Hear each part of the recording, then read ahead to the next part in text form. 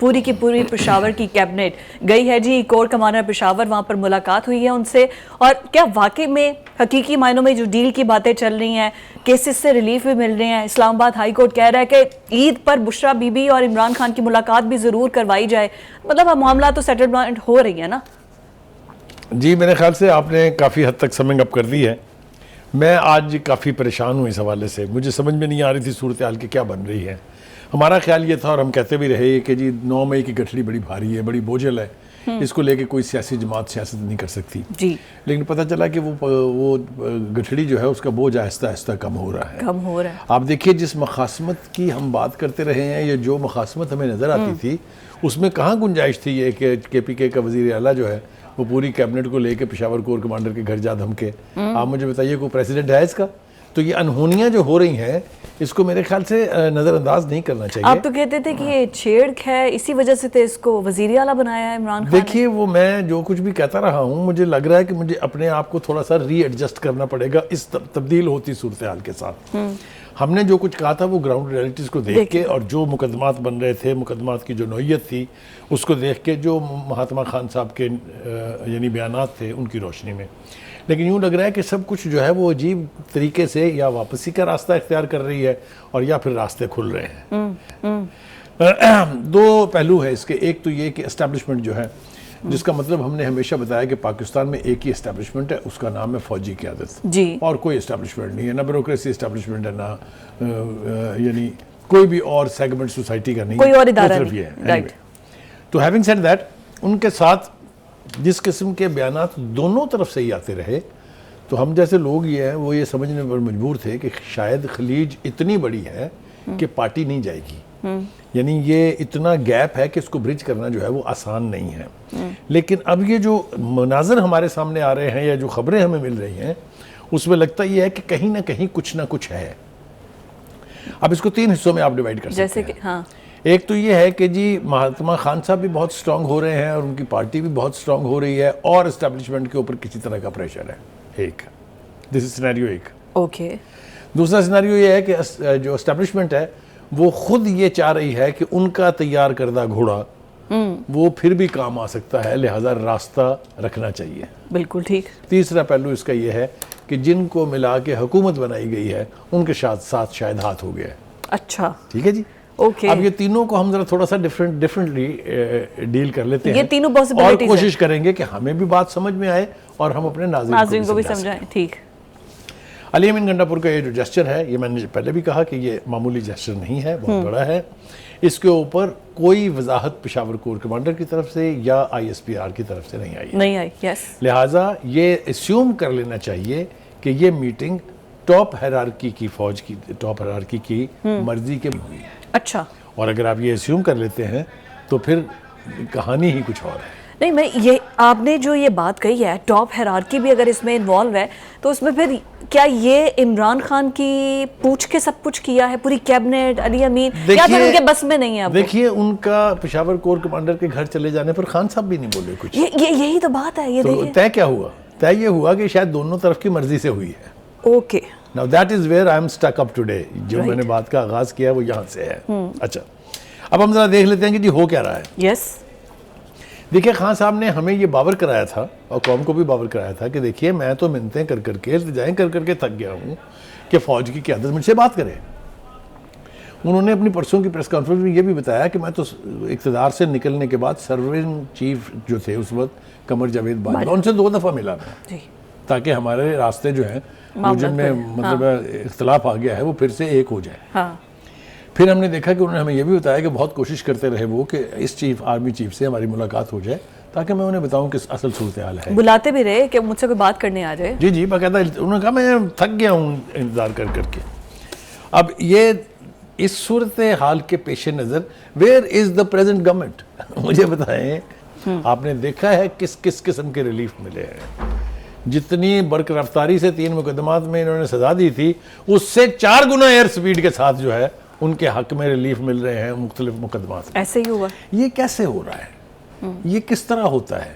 ये नॉर्मल हालात में तो नहीं होता। आप अकामा का एरिया में चले जाएं, वापस इरा में तो आपको पता चलेगा कि जो फौज की क़यादत चाह रही थी वही नीचे दलिया में हो रहा था। ये ठीक है नहीं? हो रहा, बिल्कुल हो ठीक रहा है? था। अच्छा, इसीलिए तो पनामा से शुरू होकर बात अकामा तक पहुंच गई थी। हाँ जी। तो फिर कहने वो का जो मतलब ये है, 6 जजेस ने खत लिखा है वो भी घसीट के इस मामले पे बात आई जाएगी ना? नहीं अभी आ रहे हैं, मतलब एक तरफ मैं आने वाला हूँ, उसी तरफ मेरा रुख उसी तरफ ही है। अच्छा, देखिए अब आप ये रिलीफ की जो बात कर रहे हैं ये भी बिला जवाज नहीं है। हाँ। इस्लामाबाद हाई कोर्ट और उसके चीफ जस्टिस और उसके दीगर जज साहिबान वो तो ऐसे लगता है मुंतजिर होते हैं कि कोई पिटीशन आवे सही साढ़े कोल रिलीफ देने और के लिए। खटाक से ऐसे रिलीफ 45 मुकदमों में एकदम जमानत। आपने कभी सुना है ये? कभी हुआ है पहले ये? कोई 15 मुकदमों में इकट्ठी होगी हो वो बता दे मुझे, कोई 10 में इकट्ठी होगी हो वो बता दे मुझे। कभी आपने सुना है कि ऐसी जमानत हो कि आइंदा ये कोई जुर्म भी करे तो आपने इसको गिरफ्तार नहीं करना? सुना कभी आपने? ऐसे रिमार्क्स दिए गए थे जजेस की ये जानिब क्या से। हो रहा है? ये इसको मैं किधर ले जाऊं, क्या समझूं इसमें से? खान साहब की तरफ से अब लेटेस्ट जो प्रेस कॉन्फ्रेंस का हम जिक्र कर रहे हैं उसमें थोड़ी सी सख्त गुफ्तगू भी उन्होंने आसिम मुनीर के बारे में की। हाँ जी। वो कहते हैं ना कि when the chips are down then you try to speak from the position of strength. Right. समझ ना मेरी बात? Right. To just keep the bargaining chips up. Yes, up. हाँ। तो वो दरपर्दा क्या हो रहा है वो मेरे ख्याल से बहुत ज़रूरी है जानना। तीसरे पहलू की जो मैंने बात की थी कि मुझे लगता है कि हुकूमत के साथ हाथ हो गया है या नून लीग के साथ हाथ हो गया है। Noon League is the main loser in the whole game plan. कैसे? एक तो ये कि आप इलेक्शन हार गए। यस। आपके स्टॉलवर्ड्स ऐसी जगह से इलेक्शन हारे हैं कि दांतों में उंगलियां देके वो खुद भी सोच रहे होंगे कि हमारे साथ क्या हुआ है। जो जीते हैं वो भी तो यही कह रहे हैं कि हमें पता भी नहीं था हमने जीत जाना है। इसके बारे में उनकी अपनी पार्टी के अंदर से क्या आवाजें आ रही हैं उसकी हम बाद में तफसील से भी बात करेंगे, लेकिन आपको पता है जवेद लतीफ क्या कह रहा है, आपको पता है सनाउल्लाह क्या कह रहा है। ठीक हुआ जी। दूसरी बात यह है कि जनाब 16 महीने की जो पीडीएम की हुकूमत थी उसने जिन चैलेंजेस का मुकाबला किया, जिस तरीके से वो पिटी, जो सजा उन्होंने भुगती, हाँ जी, उससे बदतर सलूक अब इस काबीना के साथ होने जा रहा है। हाँ जी। इसलिए चैलेंजेस नए हैं। हर रोज़ आप कीमतें बढ़ा रहे हैं, कभी बिजली की, कभी गैस की, कभी पेट्रोल की।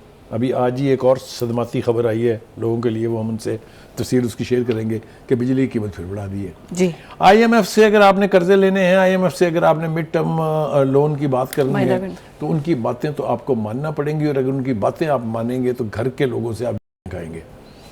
ये एक तयशुदा बात है कि जब आप किसी इंटरनेशनल फाइनेंशियल इंस्टीट्यूशन के आगे लेट जाते हैं, बिल्कुल उनकी टर्म्स को आंखें बंद करके मनोअन तस्लीम कर लेते हैं, तो फिर उसकी भारी कीमत उस रजीम को चुकानी पड़ती है। मोहम्मद औरंगजेब ने ना इलेक्शन कॉन्टेस्ट करना ना कुछ करना है, वो तो डिसीजन लेके चले जाएंगे। ये बिल्कुल ठीक है, ये हमने पहले भी तजर्बात किए हैं। शौकत तरीन साहब का तजर्बा था हमारे पास उससे पहले मिफ्ता का, बहुत सारे मॉडल्स हमारे पास हैं।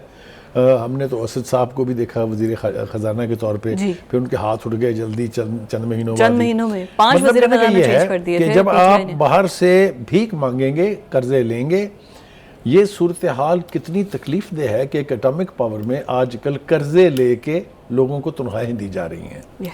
Can you imagine this situation? It's alarming. It's a situation that no independent citizen of any country can sustain, कि मेरी हुकूमत जो है सरकारी मुलाजमिन को तनख्वाहें दे रही है कर्जे लेके।